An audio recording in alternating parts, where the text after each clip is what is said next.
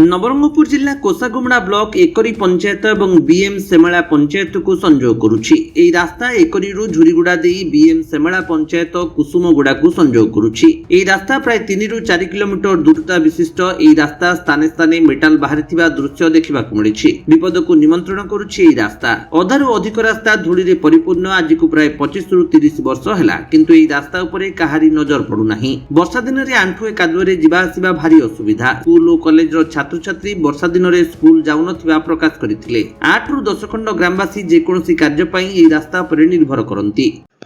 मोर गाँ एकरी पंचायत मोर ना विशेष मकरन माझी। ई रास्ता तो बहुत असुविधा ही जाइए। आज के 20-30 वर्ष हो गला इबार चला बुला लोग कष्ट पाउचंती। और स्कूल थाना स्टेशन जीवा लोग मध्य ई रास्ता रेखा जास करचंती। ई रास्ता मध्य किछि बोल आज पर्यंत के मध्य चाहू नांती। खाली दुर्भिक्ष दरला पर तो धराई देबा আছে तो रास्ता तो चालबार कारी भल सुविधा ना पाइबा আছে। तेणु करे एटा रास्ताटा पड़ी जाइए। आज पर्यंत मोहन बाबू आसला मत ये रास्ताटा बोल ही पारु नहीं।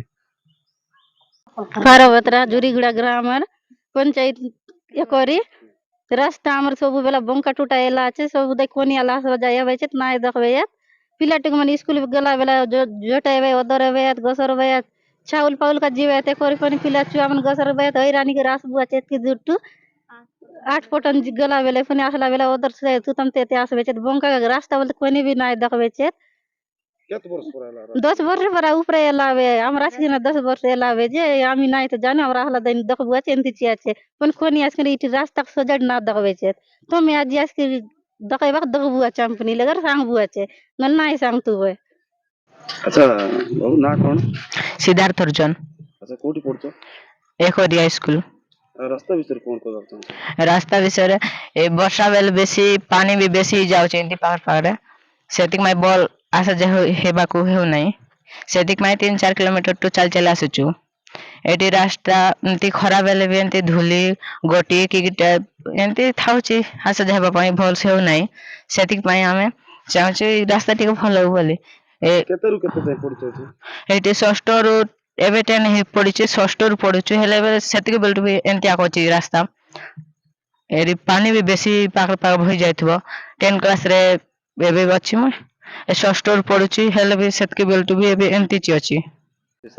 मोर ना हूँ भीमसेन बत्रा एकरी ग्राम पंचायत मु जने समाज सेवी आउ मो बौणी अच्छा भानुमती बत्रा सरपंच। अच्छा से रास्ता विषय रे आमे समिति मीटिंग रे जतले समिति मीटिंग हबो से जगह को आमे समिति मीटिंग रे लिखित आकार रे दउचु जो से रास्ता रे आमर भी नजर अछि। से रास्ताटा भल जल्दी टिके काम हेले 5-10टा गाँव लोग उपकृत हेबे सीटा पाई आमे वीडियो सर को अनुरोध करचु एमएल सर के भी अनुरोध करचु आउ आमे समस्त आमर जे अछंती ब्लॉक अधिकारी एवं समस्त को आमे रिक्वेस्ट करचु जे अति शीघ्र शिक्षा जोटा एले आमे चिर ये अब कोसागुमड़ा पिंटू सिंह का रिपोर्ट विश्व विजयी न्यूज ओडिशा।